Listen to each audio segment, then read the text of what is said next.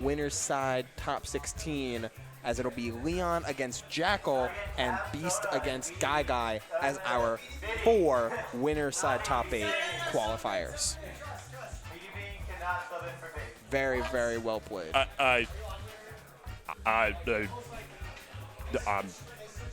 That's telling you, like, it's the... I'm speechless.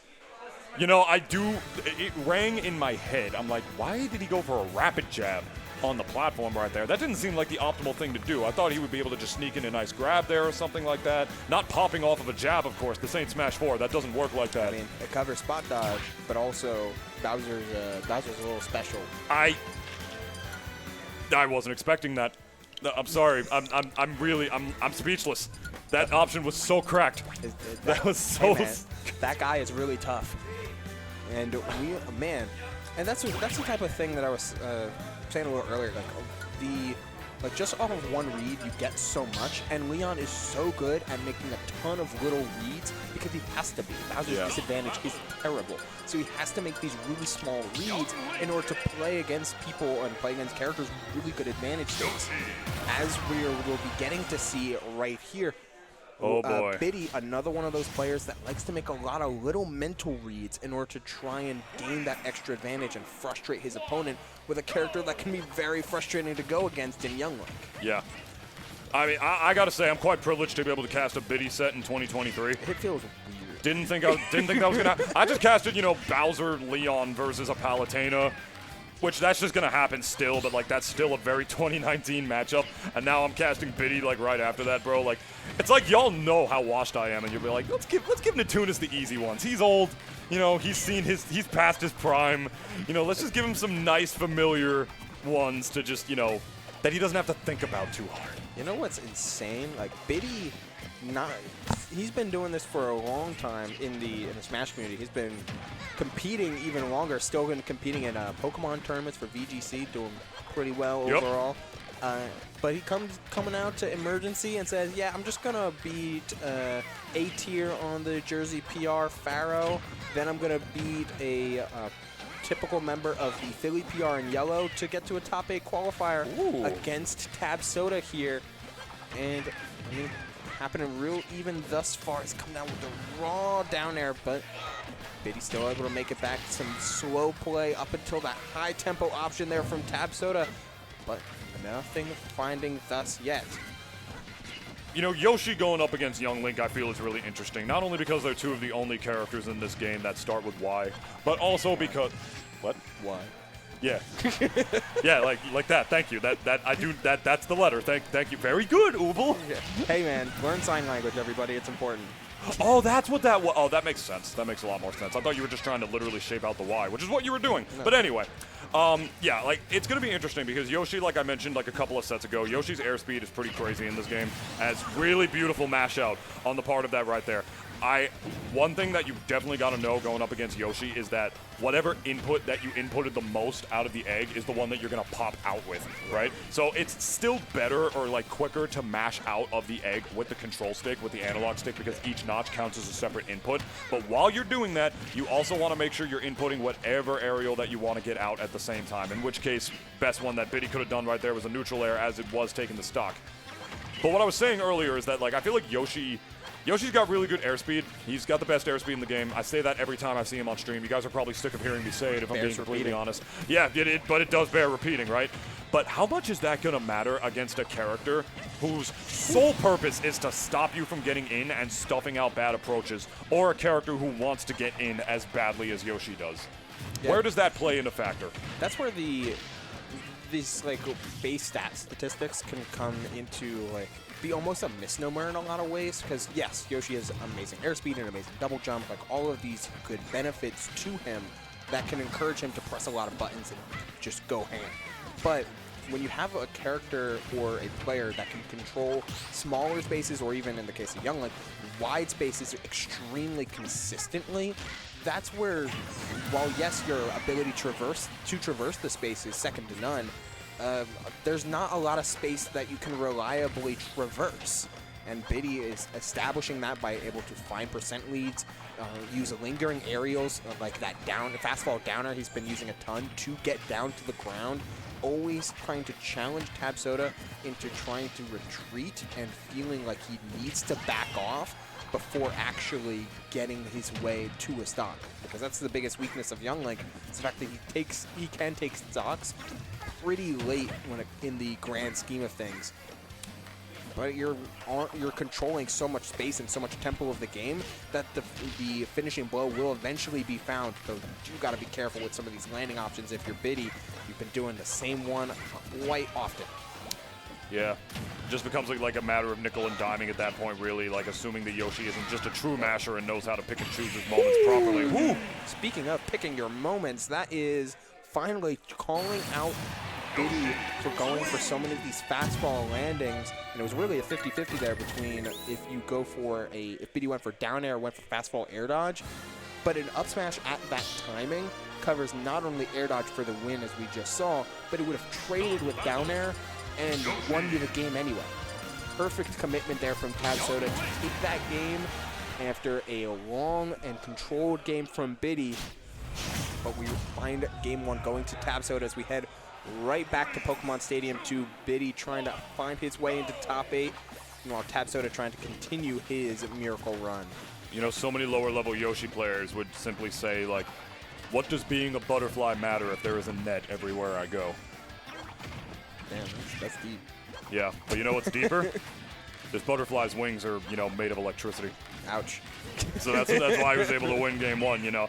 You would think there's a hitbox everywhere, man. You can't fly around in the normal way. Like, this is a matchup that I feel like really tests Yoshi in that way. Like, does this Yoshi have fundies?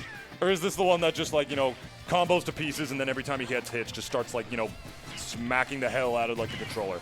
No, this is one that has to pick and choose their moments properly. It's really important. And right now, not picking and choosing your moments right at all. You are down 132%. 0.6%, I should say the least, and that is a 0 to death on part of Biddy to answer back in game number 2. Now I'm just interested to see like what the insurance is going to be. I just hope it's not Geico. Yeah, not trying to repeat the sins of 2019. But able to get in with just a forward tilt, but looking for the air dodge read was Tabsoda, but not able to actually collect on the information that he cashed out on. Biddy finding double nair here, and there's just so much control of this game number 2. Like, once you're able to establish a lead like this, and then Biddy, who absolutely knows how to play the defense and play to his character's massive strengths, which is playing at full stage, then Tabsoda is definitely going to have to make a couple more plays here, like we saw at the end of game 1, in order to find his way back into this, or else he'll just get chipped out. Ooh, close one though. Looking for a long-range Pharaoh special right there, like going for like the arching egg at the back. Not like the short one where you get like when you're trying to ledge trap, but look like Youngling a little too small of a character for that to work, and we're going real deep right now. Still keeping the aggression on the way back, utilizing that up E not only to turn your way back around for the ledge, but also put out a hitbox in your stead on top of that. We're seeing a lot more projectile up E eggs coming out on the part of Tabsoda right here to contest with a lot of Youngling's aerials as well. It does, in fact, trade with the arrow, but nothing's going to trade with that Yoshi ground pound right there going down. And the neutral air to answer right back immediately. Biddy securing his 1-stock lead and keeping it tight in game number 2 so far, Ubel. Hey man, if you can just play out for the remainder of the game by just trading stock for stock, like that's how you'll play it. But a big opener, and again there from Tabsoda, but not recognizing the jab lock opportunity. It's going to lead Biddy to not only getting a ton of damage, but also reclaiming center stage. Just waited for the neutral air too to be able to get that up E. You know, he's going to wait for that every day of the week. You're going up against a Youngling player, my friend. You think they're not waiting for your whiffs and your wake-up options? You think they're not just standing there waiting for you to use whatever, like, the most broken move at your disposal is? Youngling players roll out of bed and they think about, you know, oh, this Yoshi player, I hope I get out of bed. I hope I nair somebody at the local today. They know that, man. Youngling players thrive off of those whiff punishes, man, especially Youngling specifically with how much he gets off of his up E out of shield. Oh, yeah. Yeah, definitely crucial to say the least. As this is looking like, I was gonna say it looking like it might be Biddy's game to lose right here, but it's already 141% on the part of Tabsoda. Now, these need to get a lot of damage and a lot of reads right now if he wants any chance at bringing this one back. Hey, I mean, we've seen weirder reads, especially with the hurt box shifting there from Yoshi, ducking right underneath that initial arrow, but finding a neutral air again. 1 173 now, going for the same setup. He did the same thing. Fastball fair one into immediate rising there to call out the option on a shield.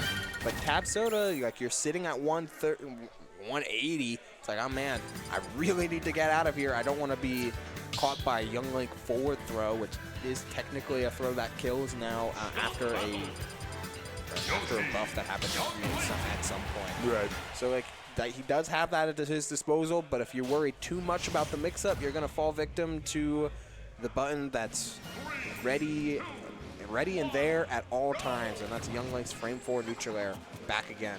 I mean, he did just such a wonderful job as well at just creating a no-fly zone to really like cause that same, cause that same mix-up to work out again. Let's running in with that neutral air. I mean, he had 2 bombs falling back down that he threw because he was at 173, was in disadvantage, was throwing 2 bombs up to try to get him off the top. And then those were coming back on the way down. Then he threw a boomerang for extra coverage on the way back in, so there was no way that he could have possibly jumped out of the corner going forward. It was just a mess. It was a beautiful mess created by Biddy right there. Speaking of beautiful mess, good weight on the part of fully charging that neutral B to be able to just get that angled up boomerang as well to maximize damage on the platform on top of that. Doing a wonderful job so far. Now we see Tabsoda starting to push the initiative a little bit. It's like, all right, I need to make something happen. I cannot let Biddy just control the entirety of the stage for 6 minutes. Like, that's not a recipe for success. So instead, you see Beer versus Ian with some of these egglets a little bit more of a force to get Biddy off of his spot, to force the Young Link to do something, but Biddy standing in the face of an incoming back air, launching that arrow and converting into the up air for the stock. That's some Dan Marino looking in the face of these Bears. Is this what you wanted to see? Is this what you wanted to see from? Hey man, football starts emergency soon. Run that back again. Oh, we're hunting. You ever see, look at all these back airs. You ever see the freaking? You ever hear the You ever hear that song sped up? Like the Nightcore version of like the NFL theme song? Sounds like a Kirby boss battle song, dude. I believe it. That sounds perfect. I need to show you that later. It's right. Hilarious. We'll put a pin in it for now.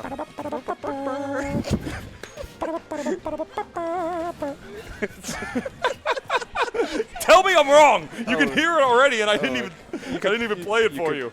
I mean, I want to. Can someone edit over, like, instead of Kirby in the Forgotten Land, it's just whatever Wispy Woods theme. It's just that piece. It even has an intro. All right, we got to get into the match here. Yeah, there ain't no Kirby or football on screen right now.